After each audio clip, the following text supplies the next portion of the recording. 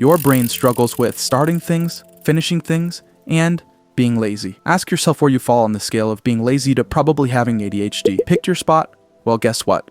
We all end up doing the same thing. Procrastinating. Procrastination isn't just I'll do it later. It's I'll do it later on repeat until it's 2 a.m., your deadline is in 6 hours, and you are somehow in a deep YouTube rabbit hole watching chess videos as if you'll be world champ one day. And what happens when you don't fix this problem?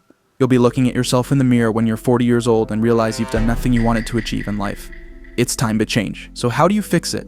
And more importantly, how do you fix it without Adderall? The short answer is, you have to trick your brain into cooperating. The 5-minute answer that changed my life forever? Let's dive in. I have doctor-diagnosed ADHD and self-diagnosed laziness, but guess what? So does this person and this person and this person and this person. So congratulations to the rest of us. We are not doomed for life. Here's what they know that we don't. Procrastination isn't a discipline problem. It's a dopamine problem. Dopamine is that thing in your brain that makes things feel rewarding. When something doesn't offer an instant reward, your brain labels it as boring and avoids it. It hears essay or dirty dishes and instantly logs out. It's exactly why it's so easy to watch 4 hours of YouTube shorts, but impossible to send one email. So what's the fix? You need to promote a consistent flow of dopamine to your brain throughout your entire day, 365 days a year. Here's how you do this. Start every morning out right by getting 5 to 10 minutes of sunshine to wake up. You'll get a workout in or go on a walk around the neighborhood, and then take your cold shower if you can handle it. Then you can start your day. Next, nutrition is everything. Be sure to eat healthy during the week like your Popeye and save the McDonald's for your lazy Sundays.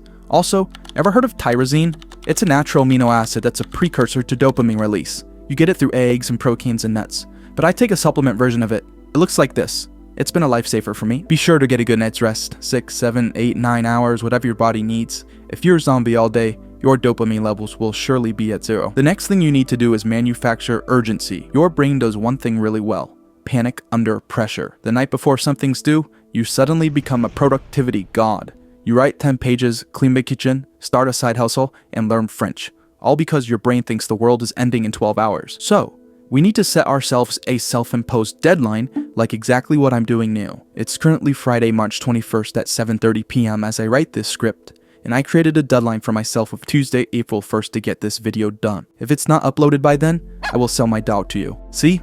That's urgency. The next thing you need to do is kill perfectionism. The truth is, we don't procrastinate because tasks are hard. We procrastinate because we tell ourselves that they need to be done perfectly. Confused why you put off the gym? You expect this perfect bod immediately and get less motivated when you don't see end results right away. Confused why your dating life sucks?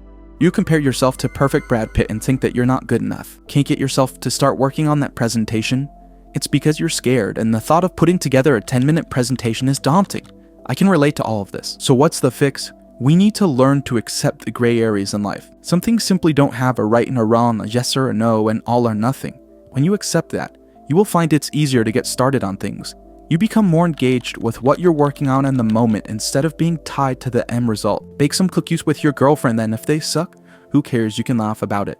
Write an essay about something you're passionate about, and if your teacher gives you an F, who cares? Your teacher sucks and at least you somewhat enjoyed writing it. The last thing is the most important, and it's this. You have to do what you love. It's called finding your Ikigai. Your Ikigai is the one thing that you love the most in life that you can also get paid for. I explain how to find your Ikigai in this video here. Finding your Ikigai is so important because it's the most natural way to get dopamine releases consistently. Remember step 1 of getting dopamine? I'm completing the circle and going right back to it. Hate your job like the rest of us? It's the exact reason why you procrastinate so much. You will procrastinate for life if you don't change your career now.